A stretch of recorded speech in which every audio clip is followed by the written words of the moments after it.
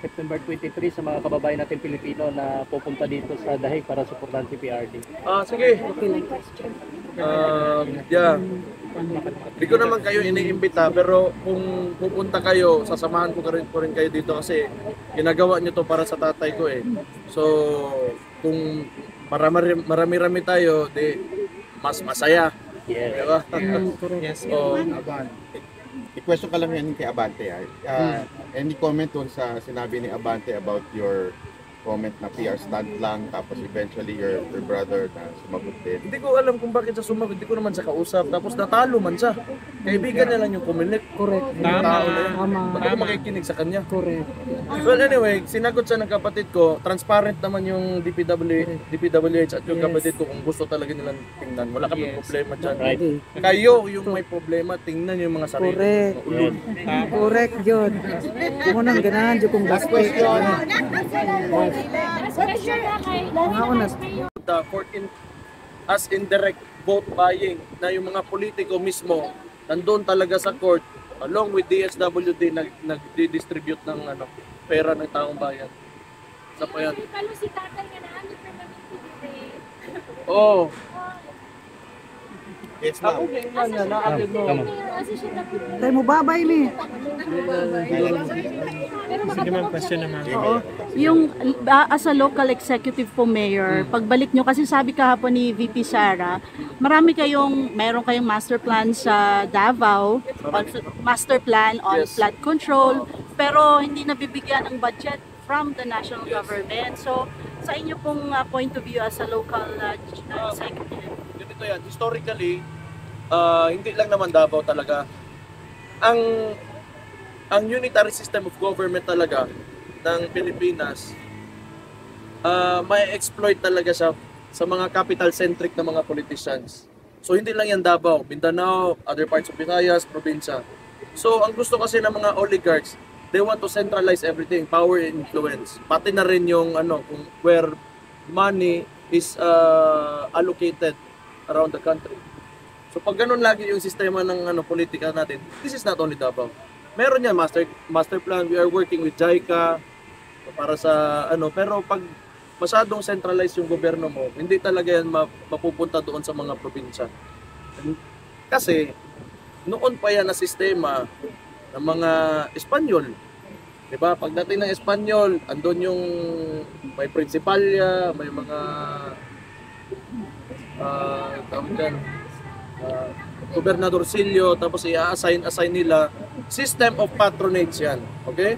So, ngayon pinasa sa Amerikano, ito yung magandang pag take over ng Amerikano, sabi ng Amerikano, ito yung magandang sistema na mas madali makontrol yung bansa. Pero, nagbabago yung panahon eh.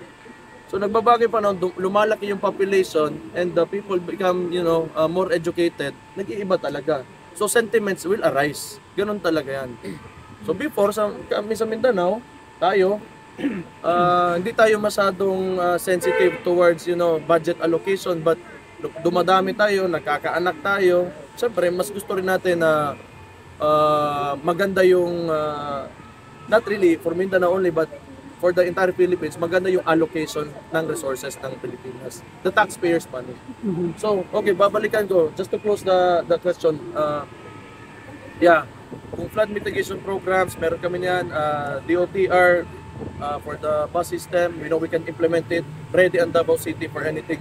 When it comes to implementation, however, ang problema, the local budget will not be enough for these kinds of investments. Kailangan ang national talaga mag-invest ng ganun kalalaking proyekto.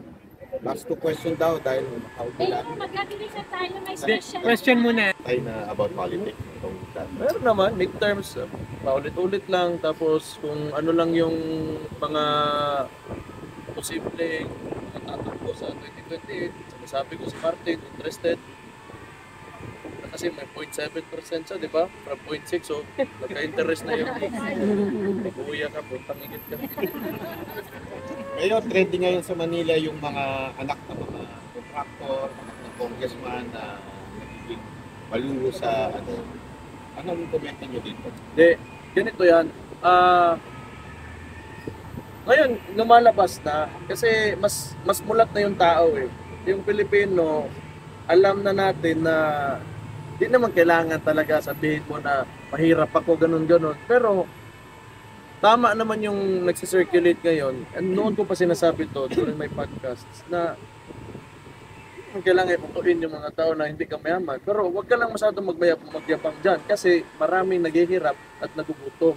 At saka hindi ka nagiging magandang ehemplo sa mga tao na gusto rin pumasok sa politika, sa mga bata, at sa mga tao na nasa palibot nyo. Pag ganun yung pinapakita nyo. Diba? Everyone will become greedy.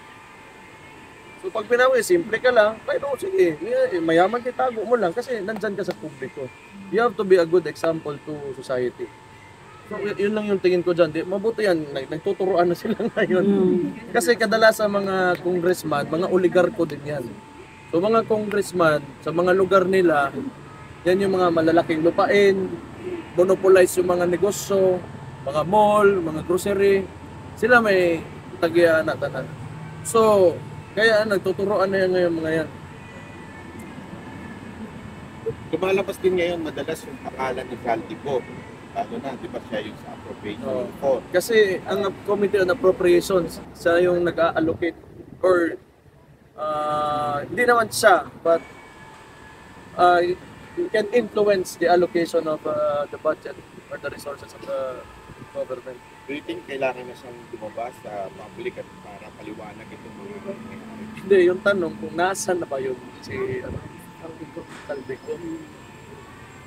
Yun ang tanong, nasaan ba siya ngayon? Siguro, yan ang unang tatamaan. Kasi kung actually, kailangan natin balikan pa.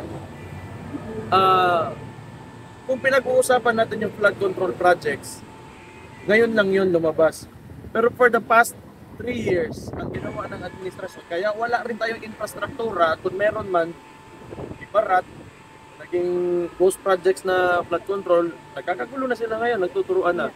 So maganda yan. Pero tandaan natin, anong ginawa nila sa pera for the past 3 years?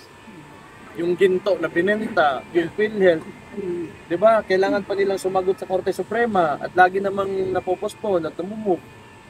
Ngayon, nandito lang tayo sa flood control projects kasi nagiging platform din for, I think, aspiring politicians that will run for the 2028 elections. But, dapat lahatin natin yun. Hindi lang yung flood control projects.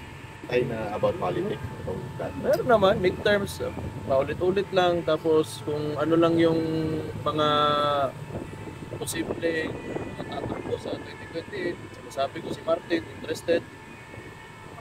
Kasi may 0.7% siya, di ba? From 0.6, so nagka-interest na yun. Buya ka po, pamigit ka. September 23 sa mga kababayan natin Ngayon, Pilipino trending ngayon na sa Manila pupunta yung dito mga sa dahig para anak suportahan si PRD. Sige. Congressman na Yeah. baliw sa ano. Hindi ko naman kayo iniimbita, pero kung pupunta kayo, sasamahan ko rin kayo dito kasi ginagawa nito para sa tatay ko eh. Kasi mas mulat na yung tao eh. Marami-rami tayo, alam na natin masaya. Yes. Diba? Hindi naman kailangan talaga sabihin mo na mahirap ako, I-question ka lang yan ganun-ganun. kay Pero Abante. Any tama comment naman dun sa yung sinabi ni nagsisirculate Abante ngayon. about your Noon ko pa sinasabi comment na to. PR stunt lang, tapos eventually your brother na sumagot din. Hindi ko alam kung bakit siya sumagot. Hindi ko naman siya kausap. Tapos